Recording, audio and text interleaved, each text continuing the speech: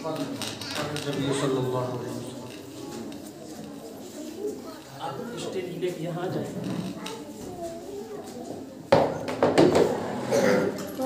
میرے مکتب کے عزیز بچوں و معزز اساتذہ کرام و ہمارے خصوصی مہمان اعزام، آپ سب کا تہہ دل سے شکریہ ادا کرتا ہوں کہ آپ سبھی لوگوں نے اپنے قیمتی وقت کو نکال کر ان بچوں کے لیے آئے اور ان کی حوصلہ افزائی کی۔ اس لیے اس مکتب کے سارے ذمہ دار آپ کا شکریہ ادا کرتا ہوں، اور میں ہمیشہ آتا رہتا ہوں، اور چونکہ اس مکتب سے میرا بہت گہرا تعلق ہے، لگاؤ ہے، اور اس مکتب کے ذمہ داروں سے جس میں بھی ہوں ایک، تو کہنے کا مطلب یہ ہے کہ ہم تو ہمیشہ آتے ہیں، اپنے جو تاثرات ہوتا ہے وہ میں بتاتا ہوں، لیکن مجھے خوشی تب ہوتی کہ ہمارے جو مہمان آئے ہیں وہ لوگ اپنے تاثرات پیش کرتے تو کبھی کبھار آتے ہیں۔ حقیقت ہے کہ دنیا کا نظام جو ہے پڑھنے سے ہی سمجھ میں آئے گا، کیونکہ اللہ تعالیٰ نے جو قرآن نازل کیا ہے سب سے پہلے قرآ، جس کا مطلب ہوتا ہے کہ اللہ اپنے نبی کو کہا، حکم دیا کہ پڑھ۔ اب پڑھنے کی تعلیم سے مراد یہ نہیں کہ صرف آپ اسلامی تعلیم حاصل کر لیں اور آپ فارغ ہو جائیں۔ ہم جس کلچر میں رہتے ہیں، جس ماحول میں رہتے ہیں، وہاں کے حالات کے اعتبار سے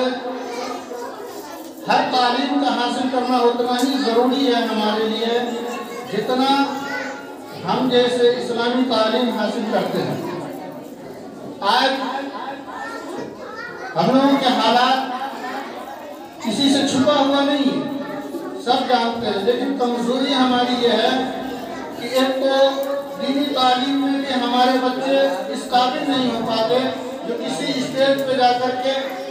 کسی سے آنکھ میں آنکھ ملا کر کے بات کر سکے، اور دنیاوی تعلیم میں تو ہم بہت ہی پچھڑے ہوئے ہیں۔ تو اس لیے میں سبھی طالب علموں سے کہوں گا کہ آپ لوگ دینی تعلیم کے ساتھ جو اصلی تعلیم حاصل کرتے ہیں اس پر محنت کیجیے اور اس پائے تک پہنچیے کہ آپ کا وزن ہو، آپ کا وقار ہو۔ میں اکثر دیکھتا ہوں اپنی مسلم قوم کے بچے کو کہ 9ویں کلاس 10ویں کلاس ہائیسٹ 12ویں کلاس جاتے جاتے اس کی تعلیم مکمل ہو جاتی ہے، جو ادھر کا رہا جو نہ ادھر کا رہا، یہ بڑا حالات ہوتا ہے۔ اگر کسی لائن میں بھی جانا ہے اس کے ایک حدود ہوتے ہیں، وہاں تک آپ کو پہنچنا ہوگا، ایک میزان ہوتا ہے، وہاں تک آپ کو پہنچیں گے تبھی اس کا جیسے کوئی فن آپ کو جیسے سامنے نظر آئے گا، ورنہ یہ کچرا تعلیم سے دنیا میں کچھ حاصل نہیں ہوگا سوائے پریشانی کے۔ اور جاب یا جس چیز کی بات اگر ہمارے نیتا جی کی ہے وہ سب اسی میں شامل ہوتا ہے کہ جب تعلیم ہماری مضبوط ہوگی اور ہمارا بنیادی جو حصہ ہے وہ مضبوط ہوگا، اس کے بعد ہی ہم جیسے یہ خواب اور سپنا دیکھ سکتے ہیں۔ آج ہم نے دیکھا کہ BPSC کا ایگزام ہوا ہے تو ماسٹر ڈگری ہوتا ہے، اور IAS IPS سب اس میں نکلتے ہیں۔ ہمارے دوران میں ہوتا نہیں ہے کہ دو چار جیسے کوئی ایسا بچہ ہو جو BPSC کا ایگزام دے کر کے اور اپنے گاؤں کا نام روشن کیا۔ یہ بہت افسوس کی بات ہے، اتنا تعلیم یافتہ گاؤں ہے اور اس میں بھی معزز سمجھے جاتے ہیں، لیکن بہت افسوس کی بات ہے کہ آج بھی ہمارے کانوں پر تو یہ خبر نہیں آئی کہ کوئی بچہ بغیر کا BPSC ایگزام میں جیسے اچھا رزلٹ نمبر لا کر کے اور ماسٹر ڈگری حاصل کیا ہو، یا کوئی آپ کلیکٹر وغیرہ میں ڈگری حاصل کیا ہو، IAS IPS بنا، ایسا کچھ بھی نہیں سامنے آیا۔ لیکن الحمدللہ میں دیکھتا ہوں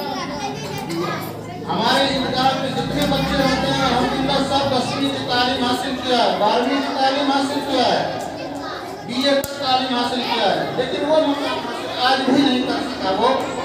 جو مقام حاصل کر کے حکومت کو یہ مجبور کر دیتا ہے کہ میں اس قابل ہوں، مجھے اس کام پہ لگاؤ۔ اس لیے کہنا ہے کہ تعلیم ایسی حاصل کیجیے جو آپ کو وزن دے، آپ کا وقار بڑھا دے، ایسی تعلیم مت حاصل کیجیے جس میں کوئی آپ کا وقار نہ ہو، کوئی آپ کا وجود نہ ہو۔ اسی لیے میرا کہنا ہے کہ بچوں دھیان رکھو، یہاں تک کہ یہ مکتب جو خاص طور سے بچیوں کے لیے قائم کیا گیا تھا، جس کا مقصد یہ ہے کہ جس گھر کی عورتیں اگر دینی تعلیم حاصل کر لیتی ہے وہ ایک خاندان کو تعلیم سے منور کر سکتی ہے، اور ایک مرد اگر تعلیم حاصل کرتا ہے وہ خود تک ہی محدود رہ سکتا ہے۔ اس لیے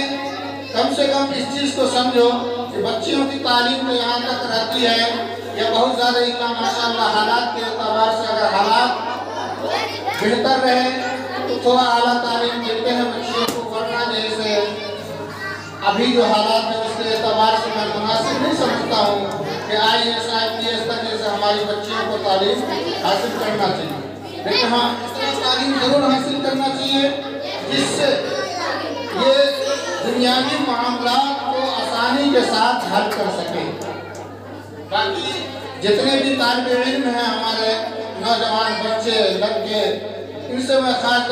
کرتا ہوں کہ اپنا وقت ابھی خراب مت کیجیے، یہ وقت بہت جلد جیسے آپ کو ایک ایسے نہج پہ لا کے کھڑا کر دے گا جہاں آپ ایک ذمہ دار بنیں گے۔ یہ بچپنا آپ کا نکل جائے گا، جوانی کی جب دہلیز آئے گی آپ کے اوپر ساری ذمہ داریاں آئیں گی، اس وقت آپ کو احساس ہوگا کہ کاش مجھے جو تعلیم حاصل کرنا تھا اس وقت میں آزاد تھا، مجھے کوئی ذمہ داری نہیں تھی، ساری ذمہ داری ماں باپ کے اوپر تھا، لیکن ماں باپ نے ہمیشہ تعلیم کے لیے کہا، میں نے اپنا وقت خود ضائع کیا، جس کی پریشانی کا سامنا آپ کو اس وقت کرنا پڑے گا۔ اس لیے آپ لوگ بہترین تعلیم حاصل کریں اور کوشش کریں کہ میں وہ ڈگری حاصل کروں جس سے ہمارے سماج میں اور حکومت کے سامنے ہمارا وزن ہو۔ آج بھی بہت سارے مسلمان الحمدللہ اعلیٰ عہدے پر فائز ہیں، وہ اس وجہ سے نہیں ہے کہ ہم آپ جس طریقے سے ادھر ادھر کر کے تعلیم حاصل کر لی ہے، بلکہ محنت شرط ہے، بغیر محنت کے تعلیم حاصل نہیں کی جا سکتی۔ کسی کام کے لیے آپ کو کامیاب کرنے کے لیے محنت کی ضرورت پڑتی ہے۔ ادنا سے ادنا کام اگر آپ کو کرنا ہے تو اس کے لیے پہلے آپ کو محنت کرنی پڑتی ہے، بھاگ دوڑ کرنا پڑتا ہے، تب جا کر کے ایک کام ہوتا ہے۔ اسی طریقے سے تعلیمی نظام ہے، تعلیم کو جب تک کہ آپ محنت سے لگن سے نہیں حاصل کریں گے یہ آپ کبھی بھی اس منزل تک نہیں پہنچ سکتے۔ اس لیے اس بات کا خاص خیال رکھیں، ابھی آپ لوگوں کی چھٹی ہونے والی ہے، رمضان کے بعد پھر یہ مکتب کھلے گا۔ آپ لوگ جس انداز سے تعلیم حاصل کیا ہے، آپ کے وضع پتہ کو دیکھ کر انسان اندازہ لگائے گا کہ یہ بچہ کس معیار کا ہے، کس اعتبار سے انہوں نے تعلیم حاصل کیا ہے۔ اس لیے یہ سب ذہن میں رکھنا ہے۔ اب یہ چھٹی ہوگی تو ادھر ادھر نہیں بھٹکنا ہے، اپنے ماں باپ کا ادب و احترام، اپنے سے بڑوں کا ادب و احترام،